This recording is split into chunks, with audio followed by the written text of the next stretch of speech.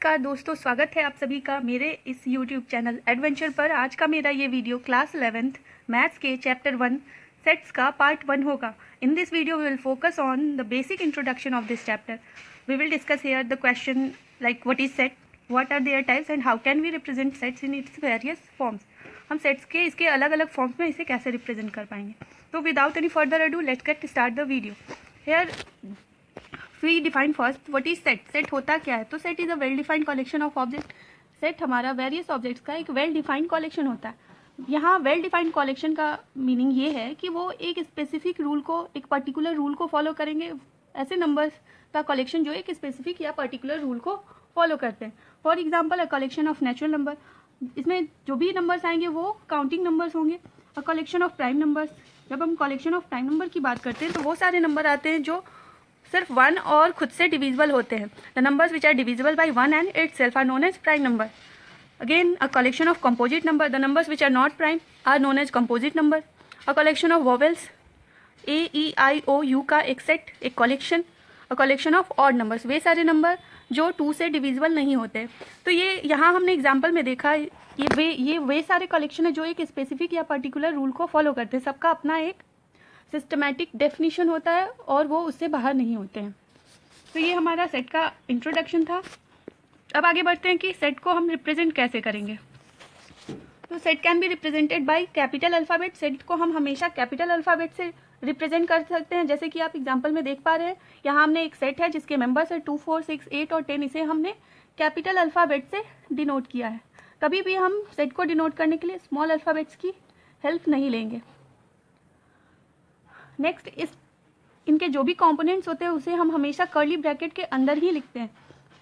कभी भी हम उसे स्मॉल ब्रैकेट या फिर स्क्वायर ब्रैकेट में नहीं लिखेंगे।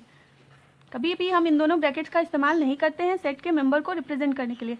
Always we use only curly brackets. Hope representation आपको क्लियर होगा। हमेशा हम कैपिटल अल्फ़ाबेट्स को यूज करते हैं सेट को रिप्रेजेंट करने के लिए और मेंबर्स को रिप्रेजेंट करते हैं इन कर्ली ब्रैकेट। यहाँ हमारा एग्जाम्पल है सेट का ए, जहाँ जिसके मेंबर्स है 2, 4, 6, 8, 10। ध्यान से देखें तो ये इवन नंबर्स के सेट होते हैं जो फर्स्ट 5 इवन नंबर्स हैं हमारे। पढ़ते हैं नेक्स्ट स्लाइड की तरफ। यहाँ है कि हम किसी भी सेट को रिप्रेजेंट कैसे करेंगे। तो सेट्स को रिप्रेजेंट करने के लिए बेसिकली हमारे पास 3 फॉर्म होते हैं। फर्स्ट होता है statement form, second roster form and third is set builder form. यहाँ हमने एक सेट लिया ए, जिसे हम स्टेटमेंट के फॉर्म में अगर लिखते हैं तो वो हमारा statement form of representation of set होता है। किसी भी सेट को रिप्रेजेंट करने के लिए स्टेटमेंट फॉर्म कहलाता है। क्लियरली जैसा इसका नाम है वैसे ही हमने इसके मेंबर्स की जगह हमने इसके स्टेटमेंट को लिख दिया। यहाँ वे सारे नंबर हैं जो 10, वे सारे नेचुरल नंबर हैं जो 10 से छोटे हैं। तो यहाँ पे जब भी हम नंबर्स की बात करेंगे तो 10 से छोटे नेचुरल नंबर्स 1, 2, 3, 4, 5, 6, 7, 8 एंड 9 होगा। वैसे ही हमने उसे रूस्टर फॉर्म में लिखा। रूस्टर फॉर्म में हम सेट्स को उसके एज इट इज़ मेंबर्स को लिखते हैं कर्ली ब्रैकेट के अंदर। तो यहाँ एक ही सेट है हमारा ए, जिसे हम अलग अलग तीनों फॉर्म में रिप्रेजेंट कर सकते हैं। यहाँ पे कर रखा है हमने। तो रूस्टर फॉर्म में हम डायरेक्टली मेंबर्स को ऐड करते हैं। तो यहाँ पे हमारा सेट बन जाता है as equal to 1, 2, 3, 4, 5, 6, 7, 8 and 9 which are represented in curly bracket. इसी को हम जब सेट बिल्डर फॉर्म में लिखेंगे तो उसका एक फॉर्मूला बन जाता है। यहाँ आपको सेट बिल्डर फॉर्म को लर्न कर लेना होगा और हमेशा याद रखना होगा। ये बहुत ही इंपॉर्टेंट होता है और इससे बहुत सारे क्वेश्चन पूछे जाते हैं। In method of representation of sets पे हम अलग अलग तरह से क्वेश्चन पूछे जाते हैं। जैसे कभी स्टेटमेंट फॉर्म को रूस्टर फॉर्म में, रूस्टर फॉर्म को सेट बिल्डर फॉर्म में, या सेट बिल्डर फॉर्म को स्टेटमेंट फॉर्म में हमें लिखने को दिया जाता है। इट मीन्स इन तीनों फॉर्म से किसी एक फॉर्म को आपको दूसरे अनदर फॉर्म में रिप्रेजेंट करने के लिए कहा जाएगा क्वेश्चन में। तो देखते हैं सेट बिल्डर फॉर्म हम कैसे लिखते हैं। जैसा कि आप जानते हैं हमारे पास एक सेट है जिसमें सारे नेचुरल नंबर हैं जो 10 से छोटे हैं। तो इसे लिखने के लिए जैसा कि हम जानते हैं हम कैपिटल लेटर से किसी भी सेट को रिप्रेजेंट करते हैं। हमने सेट लिया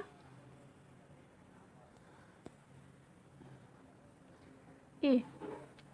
ए हमारा सेट है जिसके मेंबर्स हैं 1, 2, 3, 4, 5, 6, 7, 8 और 9। ये हमारे रूस्टर फॉर्म में। इसे जब हम सेट बिल्डर फॉर्म में लिखेंगे तो we will write A is equal to X, where X is the member of set A. यहाँ पे एक्स वो सारे नंबर हैं जो ए का मेंबर है, सेट ए का मेंबर है। तो we will write X such that, यहाँ डबल डॉट का मतलब होता है सच दैट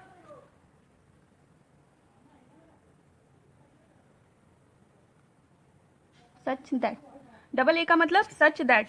तो हेयर एक्स सच दैट, फिर से लिखेंगे एक्स सच दैट, एक्स हमारा इस प्रकार है सेट ए का मेंबर कि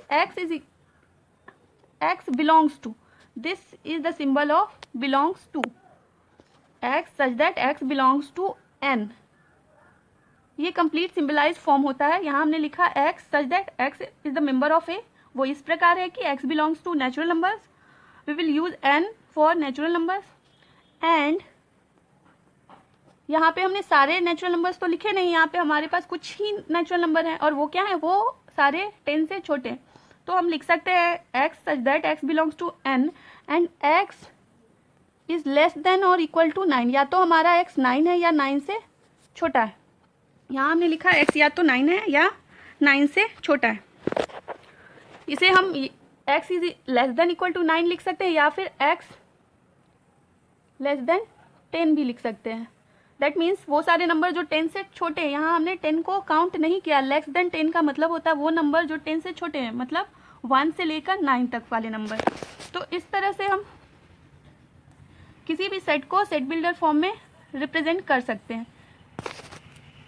आपको ये फॉर्मूला क्लियर हुआ होगा होप। बढ़ते हैं इस पे एक और एग्जांपल को देख लेते हैं, फिर आगे बढ़ते हैं। Let us suppose we have another set B. हमारे पास एक दूसरा सेट है बी जिसके मेंबर्स हैं -2, -1, 0, 1, 2, 3 and 4।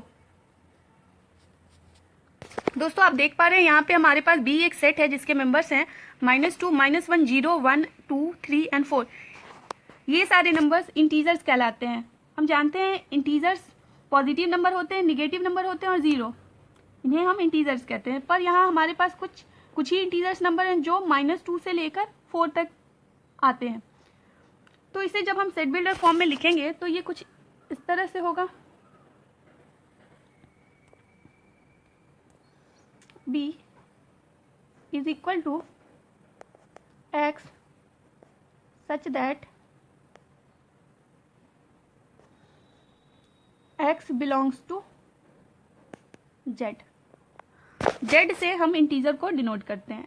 x such that x belongs to z, here z are both positive, negative and zero।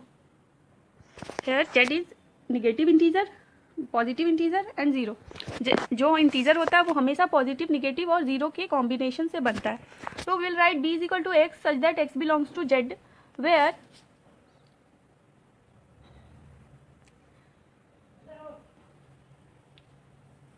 Where x is greater than और equal to -2 but less than equal to 4। यहाँ zero जो हमारा x है वो -2 और उससे बड़ा है और 4 और उससे छोटा है, तो ये लाई करता है -2 से लेकर 4 तक। इस तरह से हम सेट बिल्डर फॉर्म में सेट बी को रिप्रेजेंट कर पाए। ये बहुत ही आसान होता है पर आपको प्रैक्टिस करने की ज़रूरत होती है। तो होप आपको ये set builder form, statement form, booster form, ये तीनों फॉर्म्स बहुत अच्छे से समझ आ गए होंगे। आप इसे आगे की क्वेश्चन को सॉल्व करने के लिए यूज़ करेंगे तो इसे याद रखना बहुत ही इम्पॉर्टेंट हो जाता है। तो आज के लिए इतना ही, मिलते हैं नेक्स्ट वीडियो में। अगले वीडियो में मैं इन तीनों फॉर्म से रिलेटेड और भी क्वेश्चंस लेकर आऊँगी। नेक्स्ट क्लास में हम पढ़ेंगे जो सेट्स होते हैं वो और कितने तरह के होते हैं, उनके क्या क्या टाइप्स होते हैं। जैसे हो सकता है सेट में एक ही मेंबर हो या इनफाइनाइट मेंबर्स हो या फिर कोई मेंबर ना हो, तो इस तरह के अलग अलग सेट्स का अलग अलग नाम हो सकता है और उनका रिप्रेजेंटेशन हो सकता है। तो हम लेकर आएंगे अगले क्लास में ये सारे कुछ। बने रहिए मेरे वीडियो के साथ। इस चैप्टर से रिलेटेड आपके कोई भी डाउट या क्वेश्चन हो तो आप मुझे कमेंट सेक्शन में लिखकर ज़रूर बताएं, या फिर मेरे टेलीग्राम पर भी आप जाकर वहाँ क्वेश्चन शेयर कर सकते हैं। मिलते हैं नेक्स्ट वीडियो में।